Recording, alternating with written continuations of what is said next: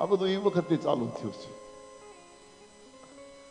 સભાના સભાપતિ મહાદેવ હતા અને દક્ષ મહારાજ દક્ષ પ્રજેશ ભયેવું તેહી કાલા.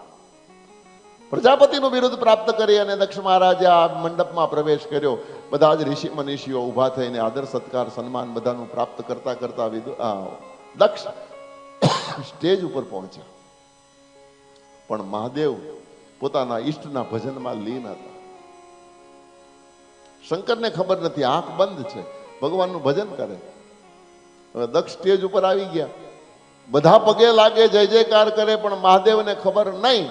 અને દ્વેષ દક્ષના મગજમાં ઊભો થયો કે આ મારો જમાઈ હોવા છતાં જગત આટલું માન સન્માન આપે ને આ જમાઈ હોવા હામુય ન જોતો, વંદનની તો વાત ક્યાં રાખવી.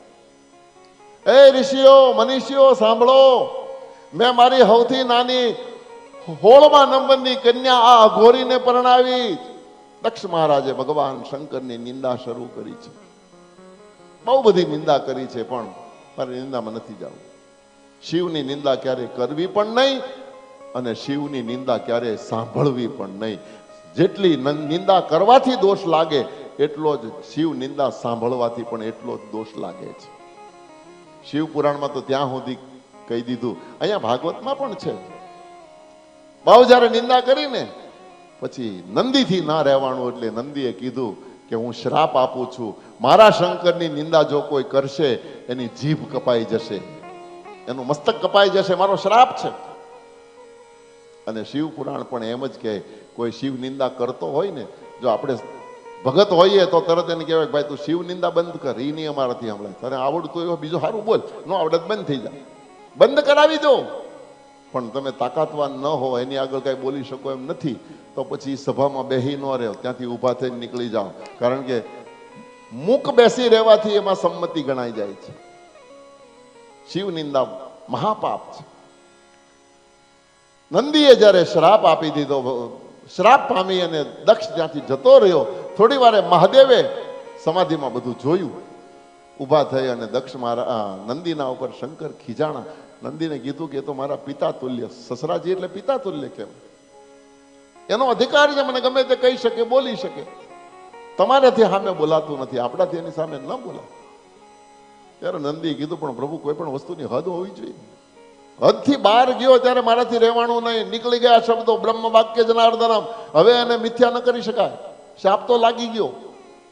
શંકરે કીધું હરી ઈચ્છા બલી હસી. નંદી ઉપર સવાર થઈને મહાદેવજી કૈલાસમાં. પણ શંકરે મનમાં વિચાર કર્યો કે આ ઘટનાની જાણ મારે સતીને કરવી ન જોઈએ. જ્યાં સુધી ખબર નથી ત્યાં સુધી નિરાય, અને ખબર પડશે ત્યારે જોયું જાય. જો આ પ્રેમની નિશાની છે, પત્નીની આગળ કઈ વાત કરવી ને કઈ છુપાવવી.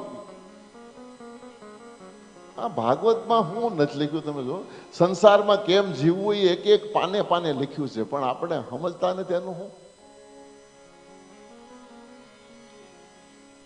પણ એક દી ઘટના એવી ઘટી, આ બાજુ દક્ષ મહારાજના મનમાં દ્વેષ હતો, દક્ષે વિચાર કર્યો કે મારે જ આને ક્યાંક ઉઘાડો પાડવો હોય, આને અપમાન કરવું હોય તો હું જ યજ્ઞનું આયોજન કરું, બધાને આમંત્રણ આપું અને ભૂતડાને આમંત્રણ ન આપું, એટલે એ ન આવે એટલે ઓટોમેટિક એનું પત્તું કપાઈ જાય. આ દ્વેષ ભાવથી ઉભો કરેલો યજ્ઞ કનખલ હરિદ્વારની બાજુમાં, બધા જ દેવતાઓને નિમંત્રણ. આ વાતની પાછી દેવતાઓને ખબર કે શંકરને નિમંત્રણ નથી, એટલે દેવતાઓએ પાછા કોડા કેવા નીકળ્યા.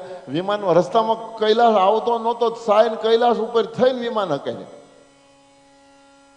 આપણે ત્યાં આવું બને, આપણા હગા હોય, પાડોશીને એને કાંઈ લાગતું ઓળખ આપણા થકી સંબંધ હોય, આપણી ઘેરે આવે ને એની ઘેરે સા પાણી પીવે, એના સંબંધો, બીજું નાચના જાતના કાંઈ લેવા દેવા ન હોય, પણ તો આપણા હગારે આપણને વાંધો પડે ને, પછી આપણો હગો એ પાછો પત્રિકા બાજુમાં મોકલે, આપણને ન મોકલે. હા, અને ઓલો બાજુ વાળો પાછો ટાઈમે પત્રિકા હાથમાં લઈને આવે આપણે ઘેર, લ્યો હાલો લ્યો, આપણે કઈ ક્યાં લે આ તમારા હગા આજોની કંકોત્રી આવી, લે અમને નથી આવી એટલે તને આવી, અમને આવી હોય તો કોડા તને ન આવત. આ દેવતાઓ આવા ખેલ કર્યા છે. આખો વિમાનનો જથ્થો એક હારે ઉડતો ઉડતો નીકળ્યો. સતી જોઈ ગયા. સતીએ શંકરને કીધું કે આટલા બધા દેવતાઓ પોતપોતાની પત્નીઓ સાથે આ બધા ઘરેણા પહેરીને, દાગીના પહેરીને, હાડે હાડે હાડીઓને શેલા પહેરીને ક્યાં નીકળ્યા, ક્યાં જાય છે? શંકરે કીધું જવા દે, એ જાણવામાં મજા નથી. શંકરને એમ કે જ્યાં સુધી આને ખબર નથી ત્યાં સુધી શાંતિ. પણ સતી સમજી ગઈ કે જરૂર કંઈક ભેદ છે, મહાદેવ જાણે છે પણ મને કંઈક કહેતા નથી. સતી હઠ લીધી, સ્વામિનાથ જે હોય મને કયો.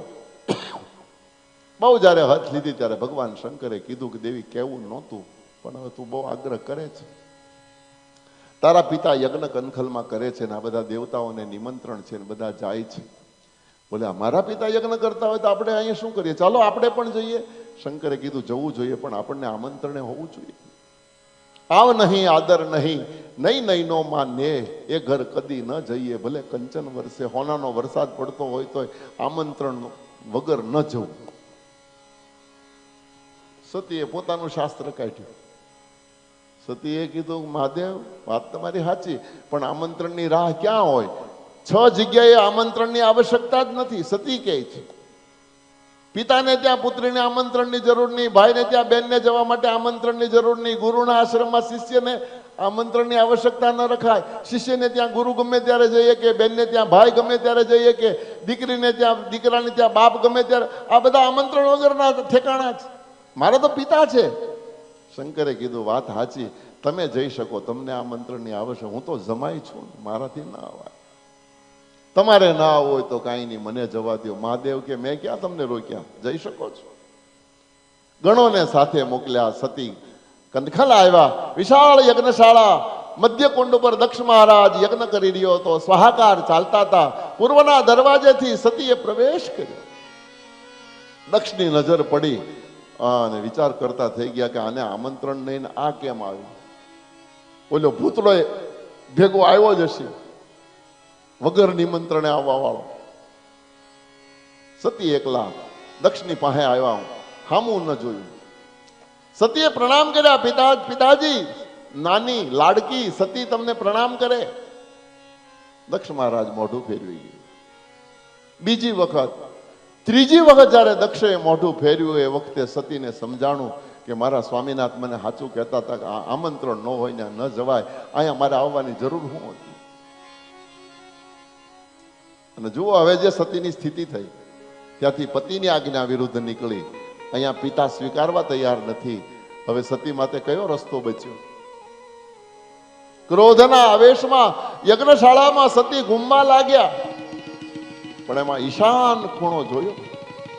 ઈશાન ભગવાન શંકરનું નામ પણ છે અને ઈશાન ખૂણો પણ ભગવાન માટે કાયમ, શિવ માટે રિઝર્વ છે.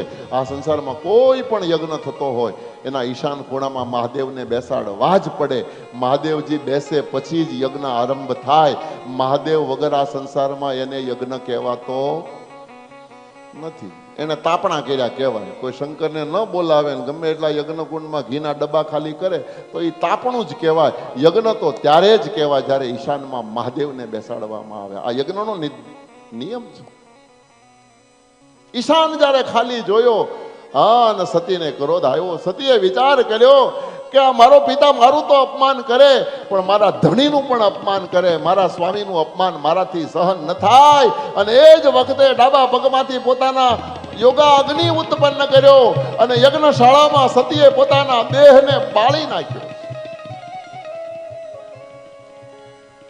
સતીનો દેહ બળતો હતો. એ વખતે ખડખડાટ હસતો દક્ષ પોતાના સેવકોને કહેતો હતો કે શંકરના ગણોને મારીને ભગાડી મૂકો. દક્ષના ગણોએ, દક્ષના માણસોએ ભગવાન શંકરના ગણોને માર્યો અને બધા બિચારા જીવ બચાવવા માટે ભાગ્યા. દોડતા નારદ મહાદેવ પાસે આવ્યા. ભગવાન શંકરને વિનંતી કરી, પ્રભુ બહુ બુરા માઠા સમાચાર લઈને આવ્યો, શું થયું? બોલે સતીએ દેહ ત્યાગ કર્યો. સતીએ દક્ષના યજ્ઞ કુંડમાં બળી ગયા.